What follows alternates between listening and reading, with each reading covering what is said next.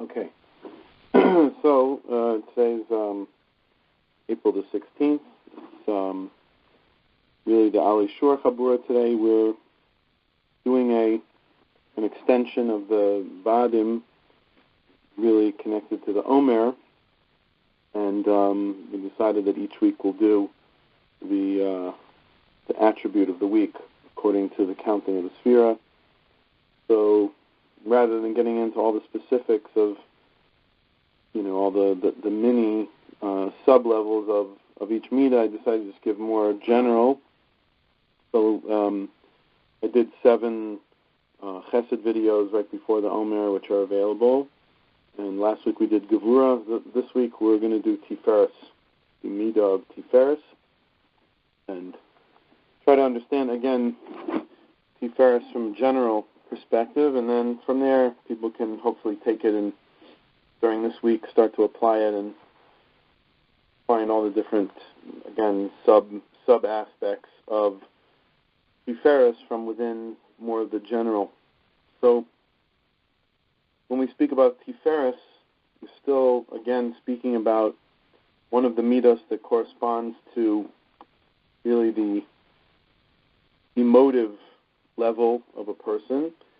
Chachma, Bina, and Das are more of the intellectual realm of a person.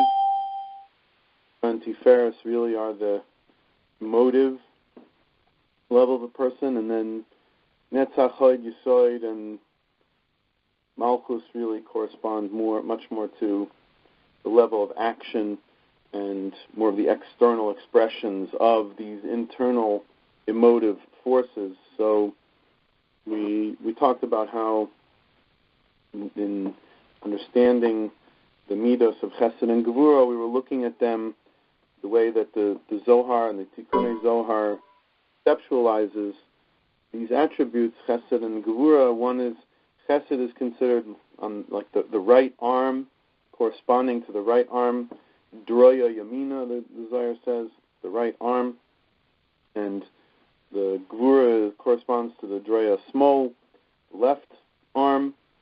And we've talked a lot about how a person has essentially within themselves a kind of what we'll call a positive and a negative. Not negative here in like bad, but negative like energy. Negative meaning that one is a kind of a restraining force, and Chesed is a releasing force. Gevura is a restraining force. Chesed is a releasing force. Chesed is on the right. Gevura is on the left. Now, what we're going to learn today, probably things that people know, but it's always important to get clear on these and keep reviewing them until we feel comfortable with them. Tiferes is described as not just the kind of like the blending of Chesed and Gevura, but really a new thing.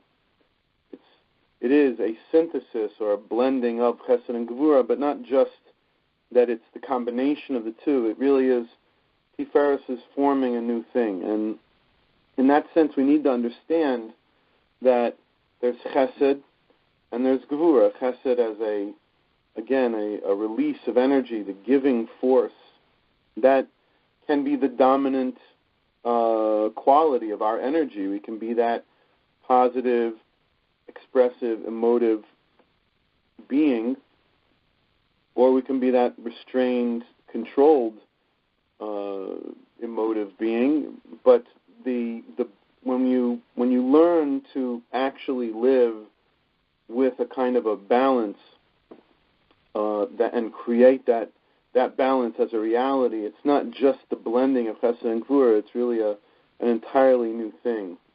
Now, for all intents and purposes, that's really just an introduction. I'd like to take that to a much more practical level for you.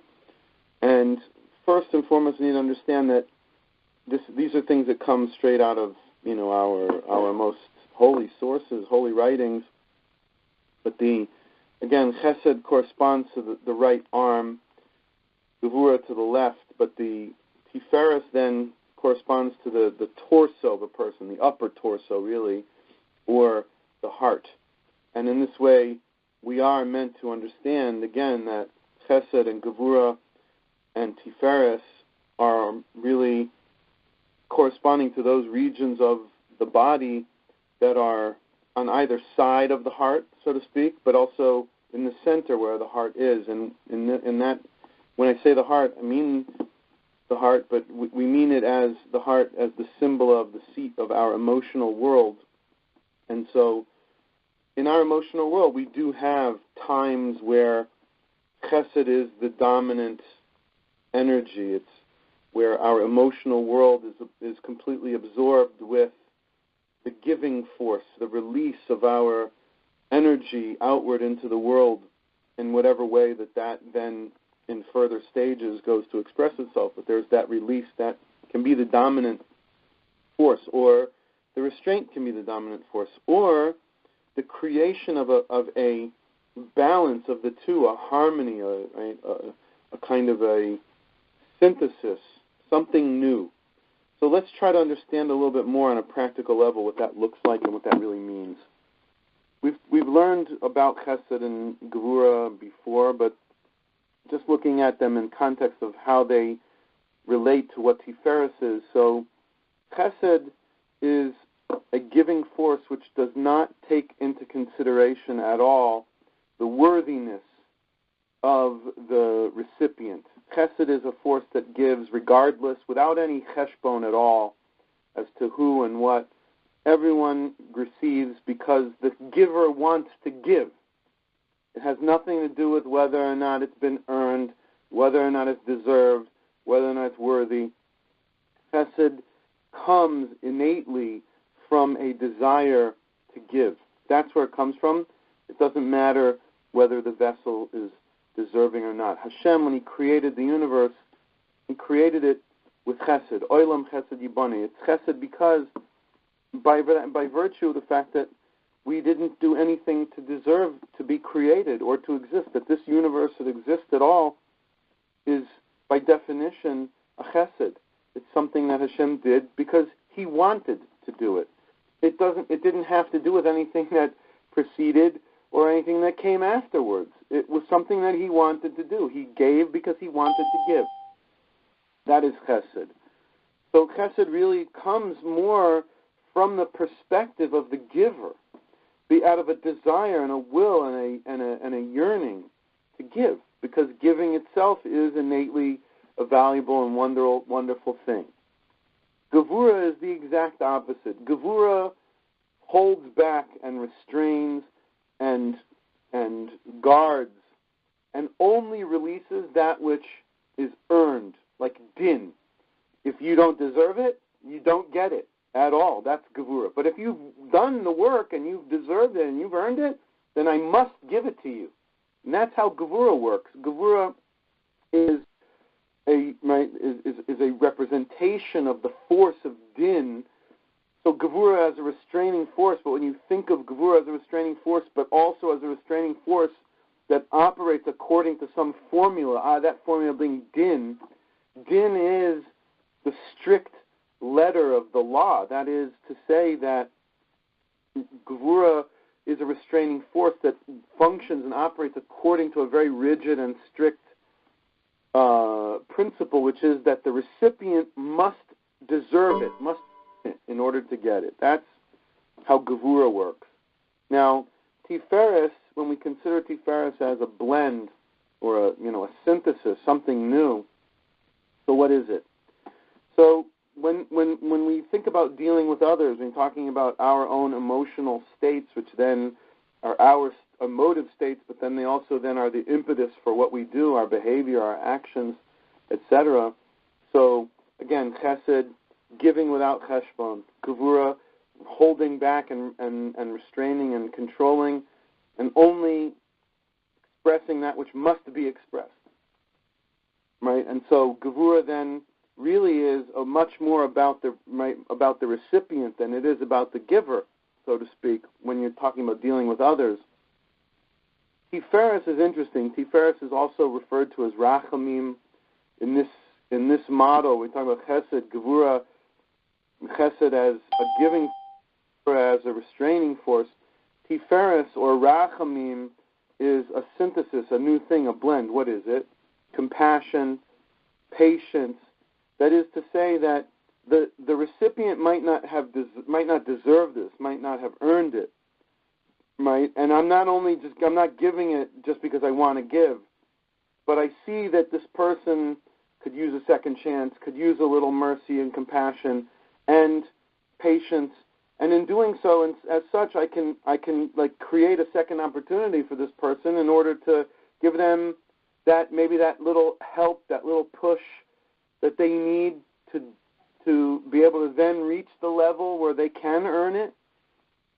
So compassion, really, and mercy are not just chesed, but in a slightly different form. It's a totally different thing. Compassion, right? It's very rare that we have compassion for someone who we see is completely insincere and wants and clearly wants to take advantage of us. No one can really muster up compassion genuinely for a person like that, right?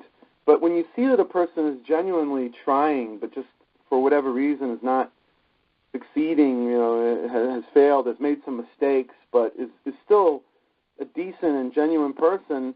So in such a case, compassion and mercy, patience, those are attributes that are really a synthesis, meaning they don't ignore the fact that this person has not earned it, and as such doesn't really deserve what I'm about to give them. But on the other hand, right, the reality is that I do want to give, yeah, but in Tiferes or in Rachamim, it has to be that perfect blend where, on the one hand, this person is trying, I see they're sincere, I want to give to them. So you create that reality of a kind of a compassion, which is not quite the same as chesed, a merciful act, not quite the same as chesed. It sounds the same, it's all positive and good feeling, but it's not really the same attribute, it's not the same thing. So in order to give us another way of kind of looking at this same idea that I'm now mentioning and talking about, we have a famous source in our tradition, a midrash that says that Ratzah HaKadosh Baruch Hu livrois b'din. Hashem wanted to create the world with din. Right? Now, what that means is that first Hashem created the world obviously with chesed, olam chesed yiboneh. But he wanted that the continued existence of the world would then run and operate only on din, purely on din. And that if the creation, that is the brios, that is us, did not earn that which we would then subsequently receive as in the form of a continued existence, then that would be the end. That's how Hashem really wanted it to be. Hashem wanted it to be that we would take the gift of life, so to speak, and justify our existence by then doing something with it that at least we, even if we could never really repay Hashem back completely, but on some level we could justify our existence by at least showing him that we take it serious enough to try to do something important with our lives, something significant with our lives, something, right, at least Torah mitzvahs, a life of Torah mitzvahs, avodah, dveikus, right? That's the why Hashem gave it. The gift he wanted to give was that. And so when Hashem created it, he gave us the opportunity as a gift, but then he really said, I want you to now take this gift and I want you to then earn, so to speak, the ability to continue to exist. But then it's Ra She'einu Miskayim. Hashem knew and understood that even though that is his true will of how it should be in the creation, he knew that realistically human beings are not going to be able to live at that level. So therefore, Shitef Boy Midas HaRachamim, he added in to the world, into the mix as well, Rachamim. So you see very clearly from that source that Chesed is the foundation of why there is a world to begin with.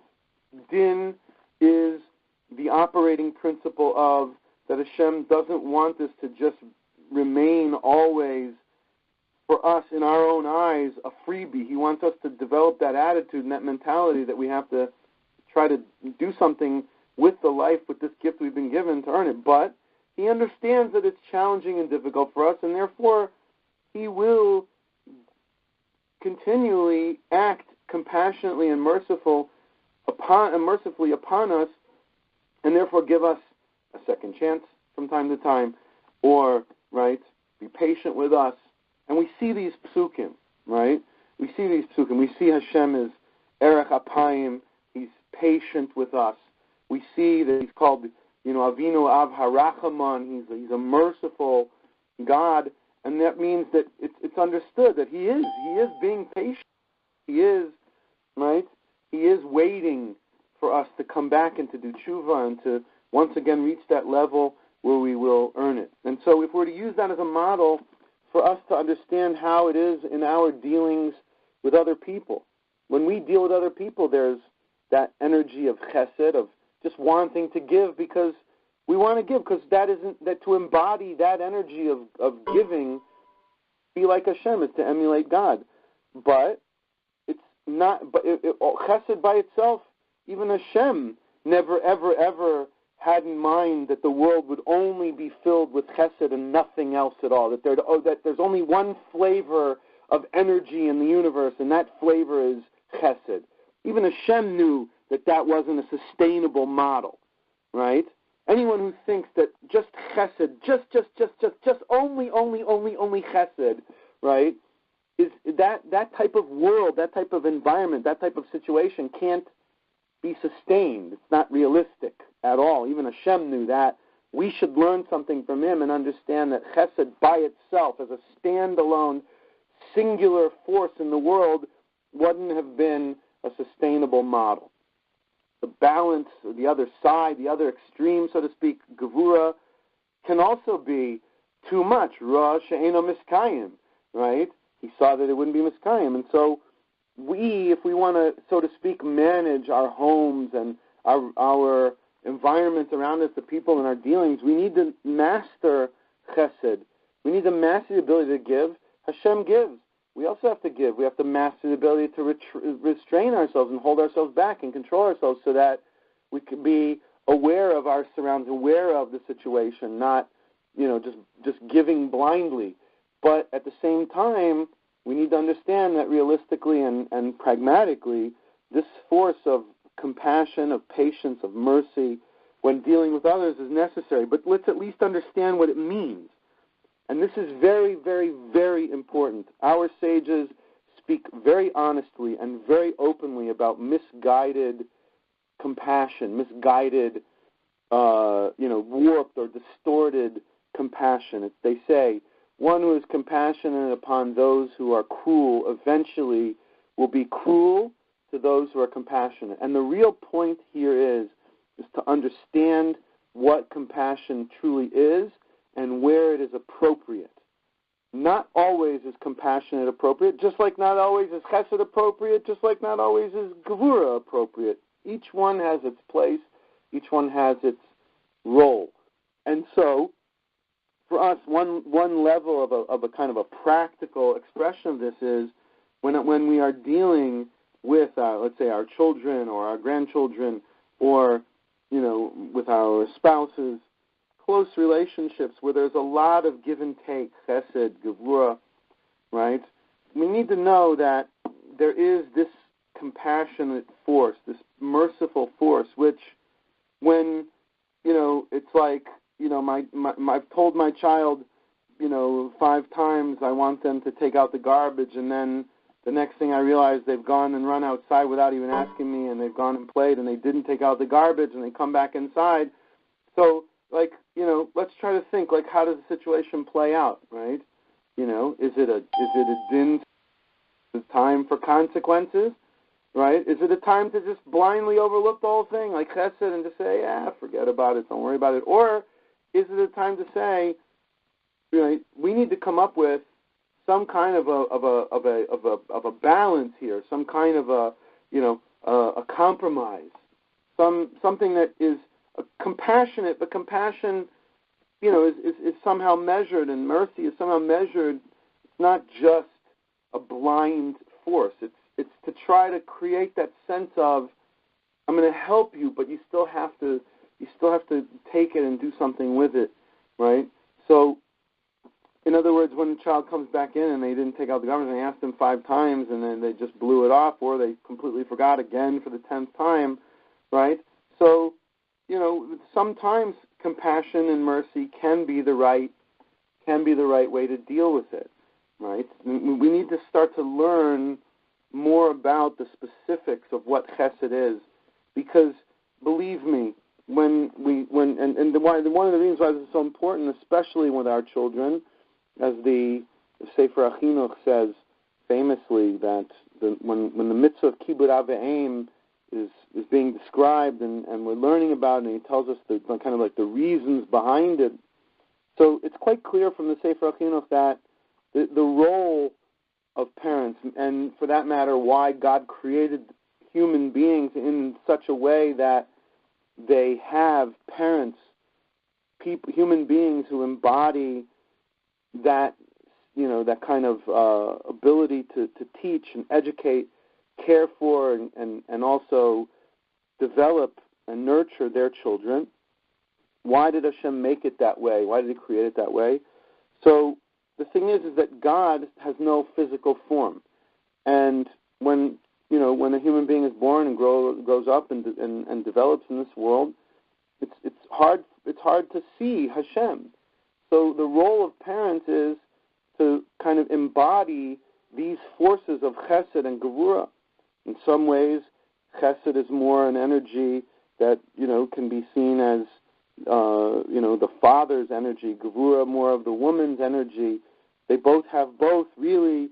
But the fact of the matter is that within a home, there are times where chesed has to be the energy. There are times where gevura has to be an energy. But there's also times where you have to kind of create a balance. You have to create a compromise between the two. That's this idea of compassion and mercy. But it can't be misguided. It can't be something that is devoid of any sense of true reality of what's going on. So we have this also when we think about ourselves and balancing our own emotional energies. So, looking more inward now, not necessarily in terms of our dealings with others. Chesed, Gevura, Tiferes. Tiferes is translated by some as harmony and peace, balance.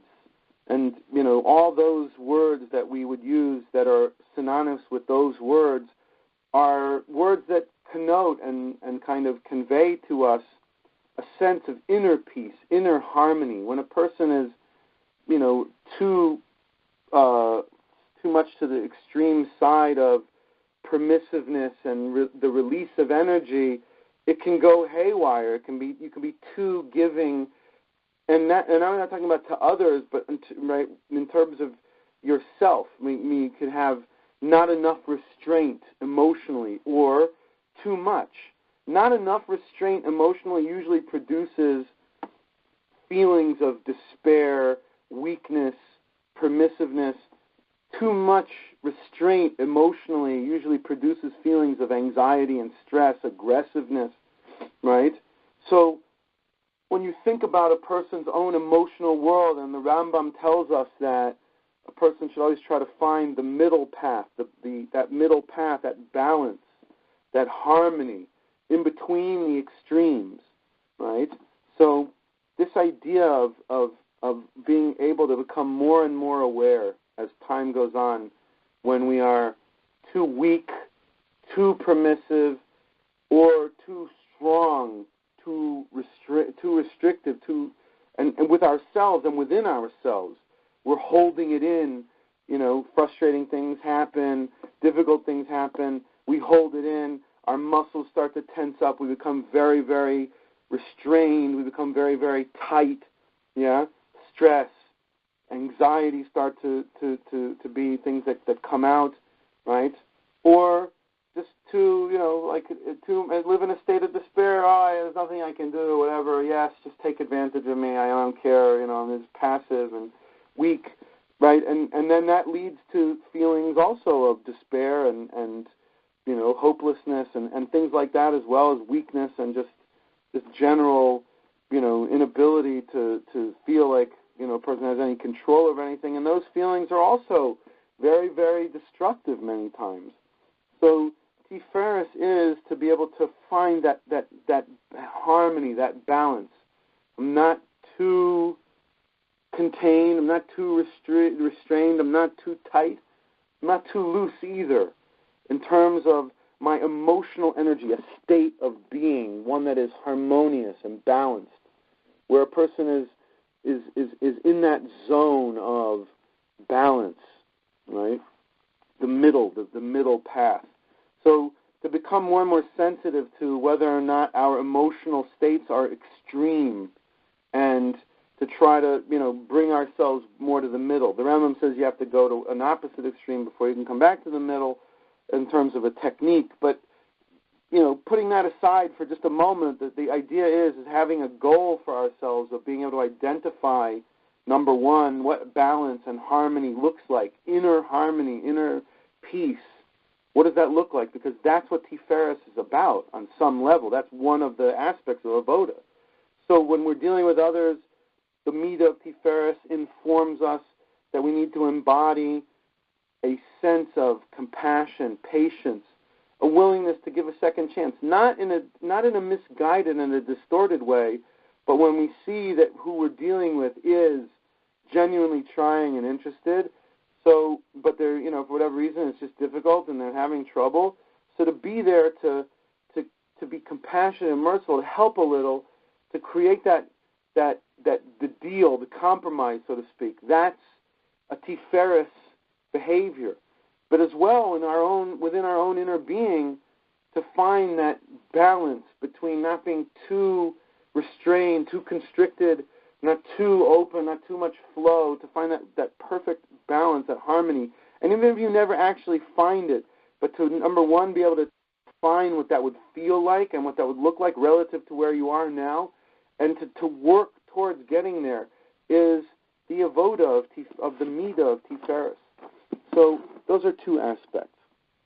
Now, another thing is that we know that in the Sfirot, there are, right, like when we do the Ushpizin on Sukkot, we learn all these correspondences. So we know that, right, the Chesed corresponds to Avram, and, right, Gevura corresponds to Yitzchak, and Tiferes corresponds to Yaakov. Yeah? Tiferes corresponds to Yaakov. Oh. So, but it says when we do our on the hakafas of Hoshana Rabbah, the seventh day of Sukkot, we do 7 hakafas, and we say all sorts of things. Each time we go around.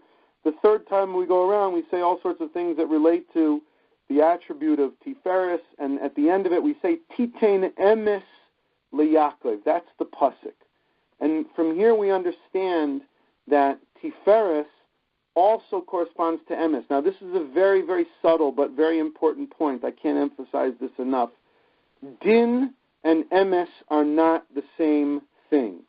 Din is the rigid, strict, immovable letter of the law. It pierces the mountain. Din. Emes is tempered.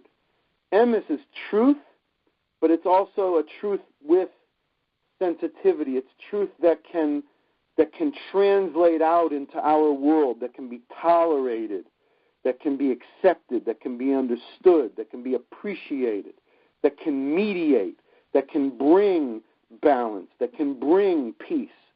Din does not necessarily do that, and I will bring the Gemara right now for you that proves this. It's an absolute proof. It's an unequivocal yesod that we're talking about right now, based on the Gemara in Sanhedrin, Tractate Sanhedrin, page 6b. The Gemara there is discussing in an actual legal proceedings when there's people who go to a Beis Din, a Jewish court of law. So it says over there that there are 2 different styles that a Beis Din may employ in dealing with disputes amongst people. One is to take the din approach, which is, the din approach, the Gemara says, is that they listen to both sides and they decide which one of the 2 sides is actually right, and they then paskin, this person is right. That's called din.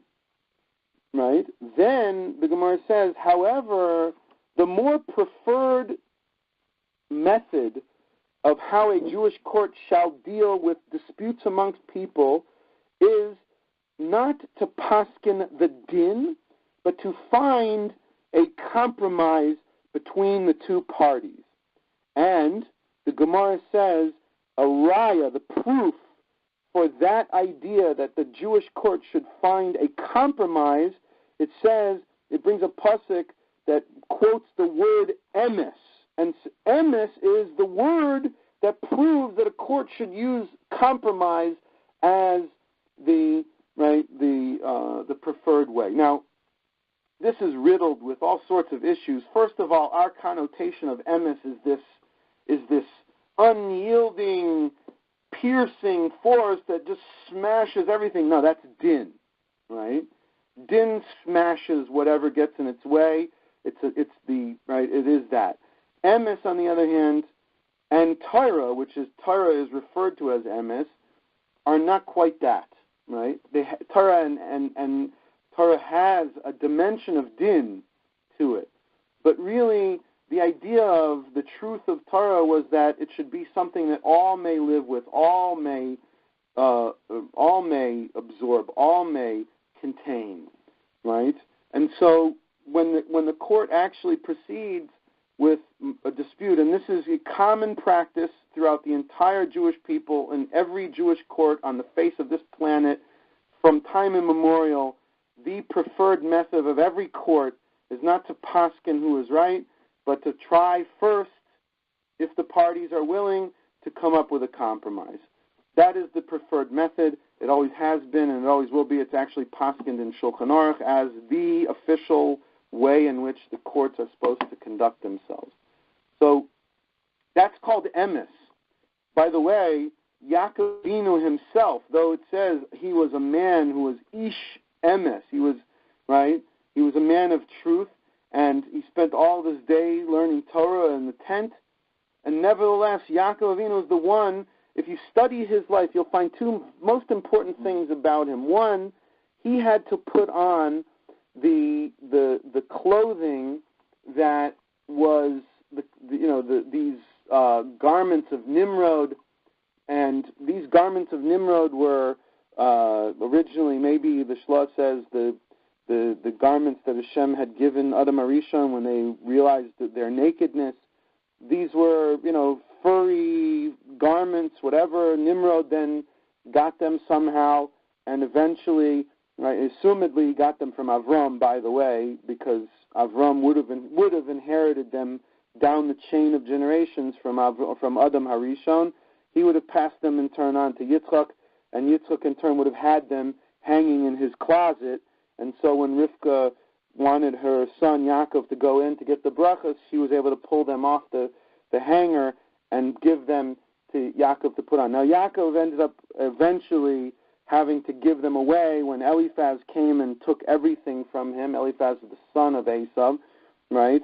He was supposed to kill Yaakov. Yaakov made a deal with him and said, take everything I have, right? And, an ani is considered the person who's like dead, so you can tell your father you killed me by taking everything I have. And at that point, Esav then came in to possess those garments. But those garments were the furry garments of Esav. And Yaakov went in, and Yitzchak had a sense that something wasn't right. He said, HaKol kol Yaakov v'hayidayim midei Esav. The voice is the voice of Yaakov, but the hands are the hands of Esav, because he felt the furry, my arm sleeves or whatever. And, Yaakov said, Anochi Esav b'chorecha, which he said, I, pause, Esav b'chorecha, Esav is your firstborn. So he didn't really lie. He didn't break his covenant of being a man of truth, but he was forced into a situation. That is always the reality of it, isn't it? And yet he still maintained his name as a man of truth, even though he had to learn how to function, how to operate, how to deal with a world where things can't always just, you can't always cut the edges off. Sometimes you have to accept things the way they are. Sometimes you have to deal with realities that are, dirty and messy. sometimes you have to, if you look also, the second thing to understand about Yaakov's life is that all the stories told about Yaakov all seem to fall under one heading. He was striving always to maintain peace. He ran away from his brother who wanted to kill him rather than staying there and fighting, right? With Lavan, who was the biggest crook who ever lived, he stayed there for 20-something years, working and finagling and negotiating and trying to maintain stability in the relationship. Even in his case, as a Midas Chasidus, even when he knew he was dealing with murderous people, even when he knew he was dealing with the crooks, when he came back to the land, it says his sons, right, Levi and Shimon, went into Shem and wrought destruction over there, and he says, Yaakov Avinu said, the very first thing he says is, you've soiled my name amongst my neighbors. We'll never be able to have peace with these people ever again, right? And it bothered him.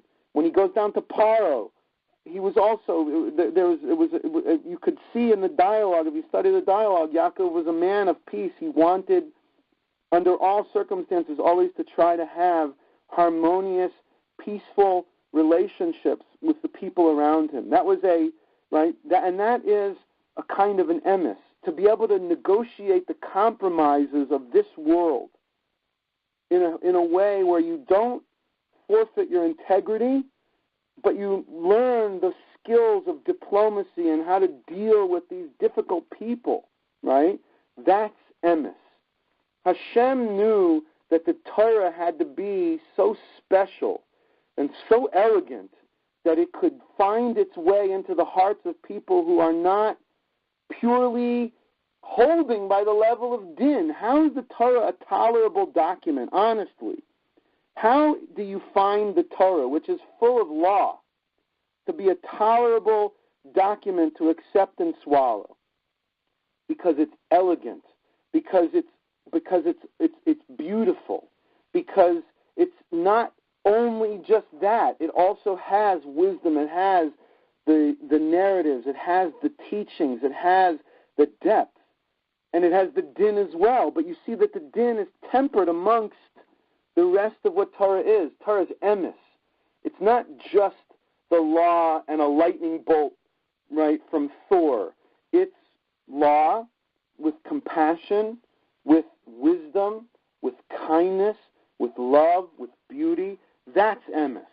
Emes is, and this, if you understand the concept of the Sfirot, so the Sfirot, you have the upper three Sfirot, Keser, Chachma Bina, or Chachma Bina Das, depending on how you count, are Sfirot that are, again, representative of the hidden or intellectual realm, right? But the what's called the 6 lower attributes of Chesed, Gevurah, Tiferes, Netzach, Hod, Yesod, those 6 are referred to in the Kabbalistic writings as what's called the Zer Anpin, the small face. These 6 combined are like 6 facets of one bigger picture, one bigger energy of Hashem's expressions in this world, of which it says Tiferes is the epicenter. Tiferes is a way of describing the entire process of expression in this world. And at the core of that, an energy of sensitivity, diplomacy, compromise, truth, beauty, elegance, harmony, balance, synthesis. Those words are the words that we would be striving for. And so, again, when dealing with others, compassion and mercy. Not misguided, not misplaced, but with an understanding that this person needs this and I can help them get there.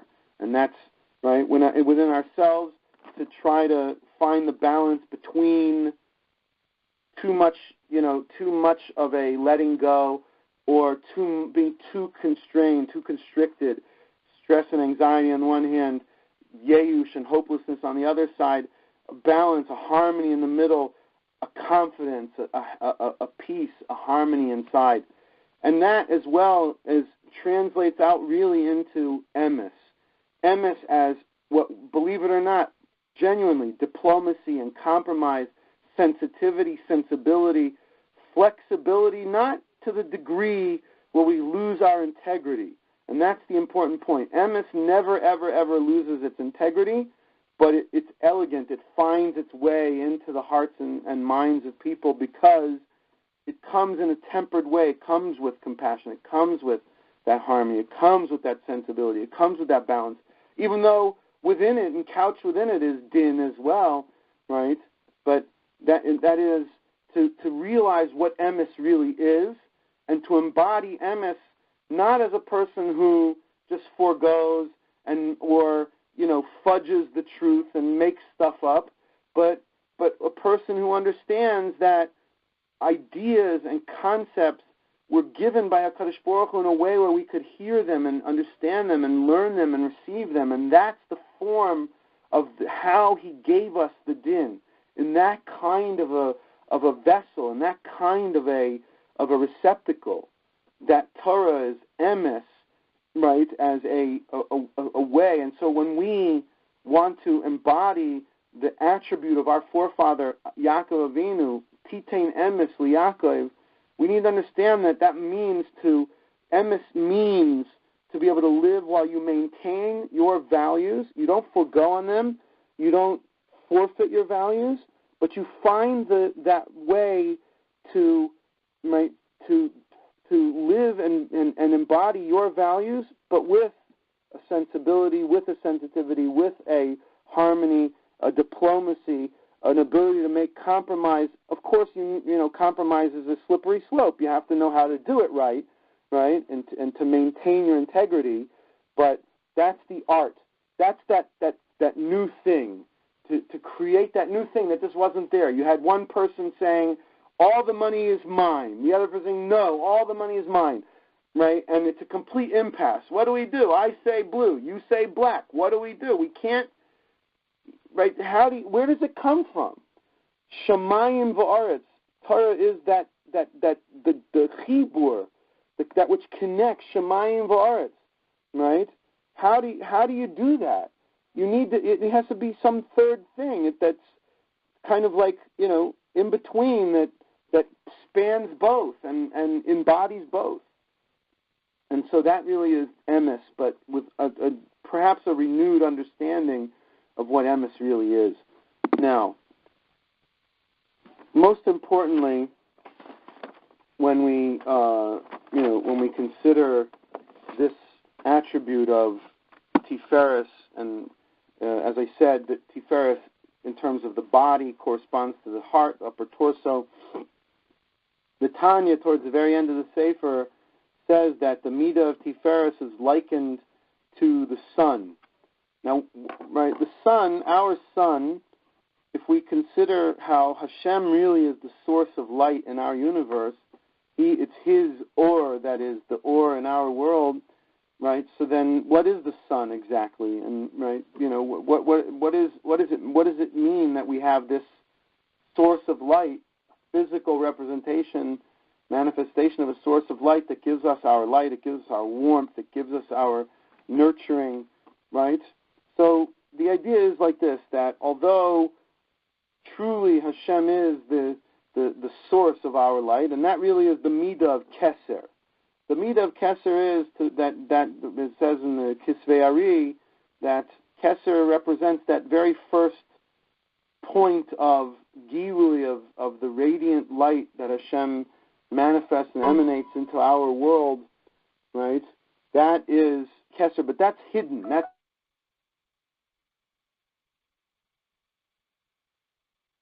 into the universe, in a mysterious and hidden way.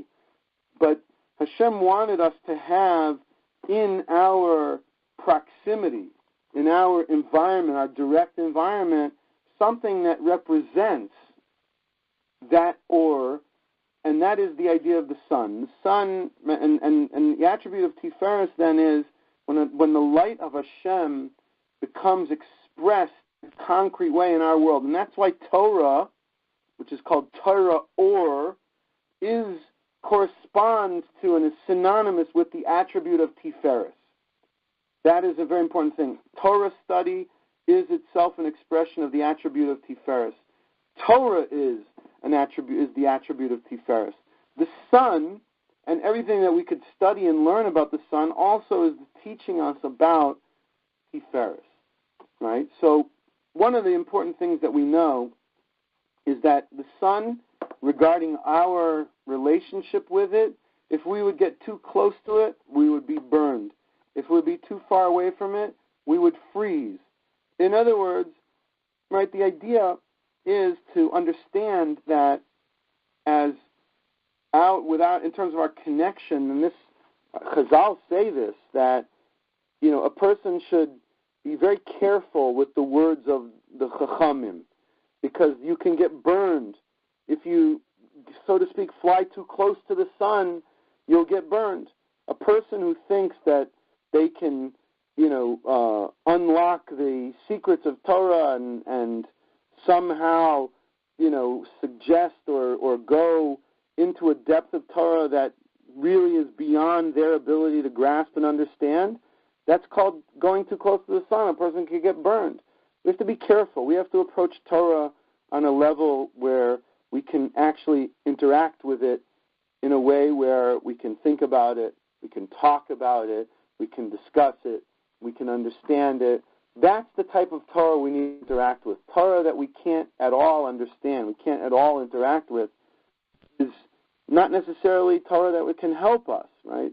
So if you get too close, so to speak, if you overstep your boundary going too far into something or too deep into something that is beyond your capabilities to grasp and appreciate, so that's we're told, we're warned away from doing that. But on the other hand, right, we need light, we need warmth, we need that wisdom, the benefits that wisdom provides us. So therefore, we have to turn the Torah and turn it over again and look into it again and look into it again, and not be too far away from it at the same time. So not too close and not too far. And when we think about that from the perspective of, right, our pathway in life and in our avodah, that means we have to maintain that balance of not getting ahead of ourselves, but not lagging behind either. Trying to maintain the right proximity to the sun, to the Torah or, right? Having the right type of balanced relationship with the Torah. And as well, within ourselves, when we are, and Hashem created us this way, we are also mashpiyim. Each one of us is a mashpiyah in some way, right? In some way we all have our hashpah, our influence that we have on others. And so the idea here is when you are a mashpiyah, make sure that you are trying to be as a mashpiyah, and this is not, by the way, not talking about the actual hashpa'os themselves. The actual hashpa'os, the acts of influence, falls under the heading of the attribute of yesod.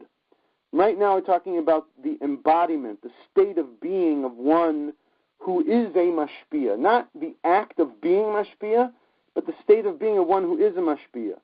To carry yourself as one who is available, ready and prepared to provide people with that which will be helpful for them, which will benefit them, which will nurture them, with that which will provide them with guidance and direction.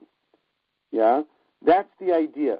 To embody that state of being the one who is positive, balanced, available, accessible, willing to influence and give, but only that which is the right balance, the right amount, the right level of depth. Many times this is a big temptation that we have to overstep and, explain too much or go too deep in when we're giving over something, or, to be too overbearing with our musar, or, all these types of things. And all those are where we veer away from being like the sun, from being, when we are the mashpiyim, we have to be careful. We have to do it the way Hashem would want it and the way He set it up, which is He put the earth at a certain distance from the sun, and it never gets too far away, and it never gets too close. He keeps it the right distance all the time. And so when we are mashpiyim, right, where Hashem has given us and put us into the role of being a mashpiyah, we have to try to be like the sun, right? not to burn things, not to scald things, not to, right, and not to be too distant either, right? In terms of the dynamic or the pedagogic models that we set up in our own relationships, to be available and accessible, not too overbearing, right? That, in other words, like the sun, to be that perfect, balanced, nurturing force that just gives, doesn't burn, doesn't allow us to freeze, takes that. That's the type of mashpia we want to be and embody, that type of thing, which is what Hashem did when he gave us Torah. It's what Hashem did by setting up the earth and the sun in this proximity, and it's teaching us, it's educating us about this attribute of Tiferes, which through our tradition we know the correspondences. And so, considering all of that, we now have really developed, I guess, an understanding of where Tiferes can take us in terms of how we are, being compassionate with others and merciful with others, how we are trying to balance and reach a certain inner harmony for ourselves and within ourselves, how we have to learn the art of compromise and diplomacy, not like politicians, not in a greasy, dirty way, a way which is what the Torah is teaching us. Hashem wants that a person should have values, that a person should reach a level where they have integrity for their values, but is also able to live still while maintaining all those values in a harmonious way with others and amongst others, and then to then become also, as a mashpia, that perfectly balanced, nurturing, warm, giving force that provides and directs and governs, mishpat, emes, but at the same time not too overbearing, not too distant, to find that right balance. That is really what Tiferes is all about. It's so much about how we then carry ourselves, how we feel and our emotional state is within ourselves, and also so important in terms of our dealings with others. So any questions until here, star 6.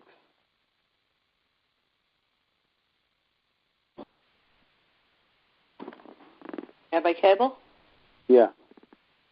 That was very beautiful and very inspiring. But how do we human beings know, in many different situations, where the Tiferes lies? Yeah, well, that's part of our job, really, is to do that, to learn that. Like, the Rambam in Hilchos Deis, he codifies as halacha that a person has to go through, develop an understanding of all the various different attributes that we have, emotional states and various things, and gain an understanding of what the extremes are. Everything is opposites and spectrums. It's an actual limud. Like, you say, how do we know? It's not something that falls out of the sky or it's just pure intuition. There's like actual, study.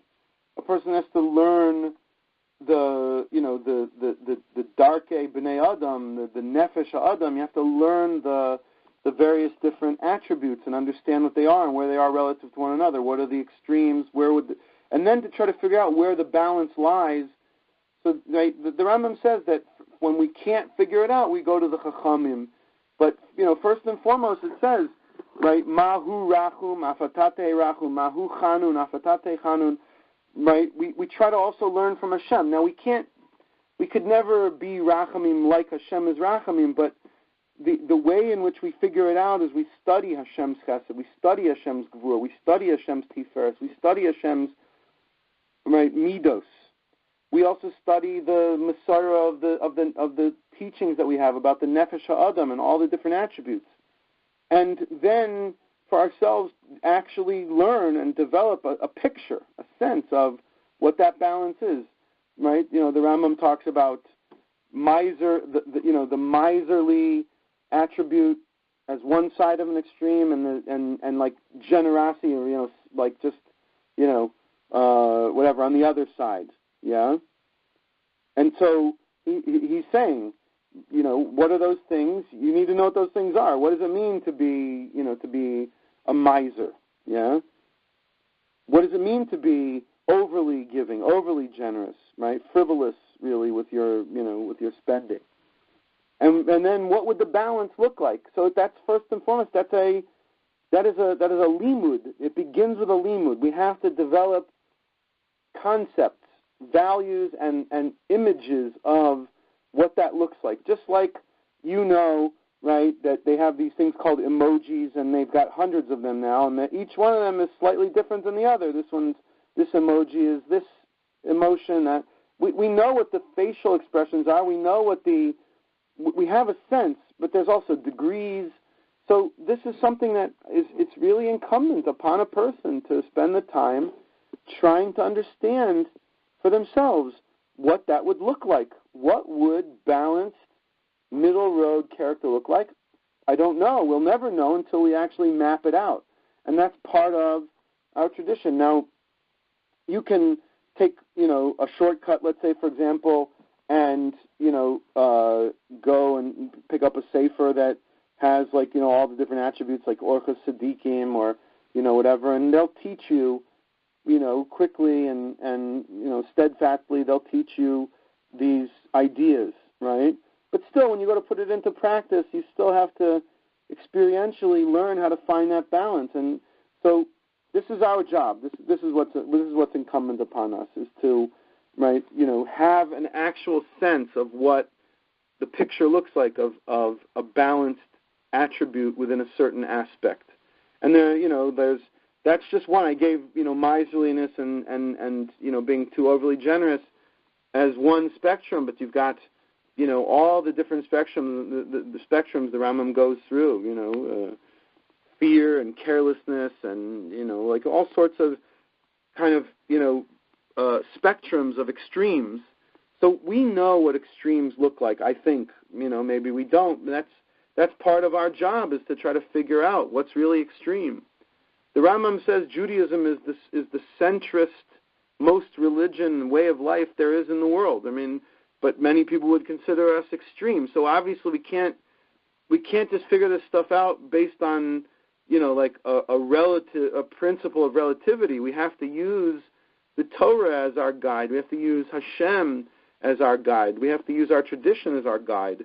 We couldn't possibly use the predominant culture around us as the guide for normalcy and balance, because who knows, right? So it begins with an understanding of Torah, of tradition, of Hashem's ways, and from within that we start to build a context, and then from within that context we can start to build a more accurate picture of what the centrist path looks like, and then try to work towards embodying it and repairing and healing in areas where we aren't. Wow, that's another whole shir then. I'm a series. I was reading a book on Shabbos about, tzaddik and goanim of the past, and I don't want to mention any names, but one of them was, known for his incredible, taking care of other people, but really at the expense of his family, a big bal musar. And other, of his rabbis told him, you can't have your children starving and you can't have your wife sick. And he said he just couldn't give it up. But this is presented as positive.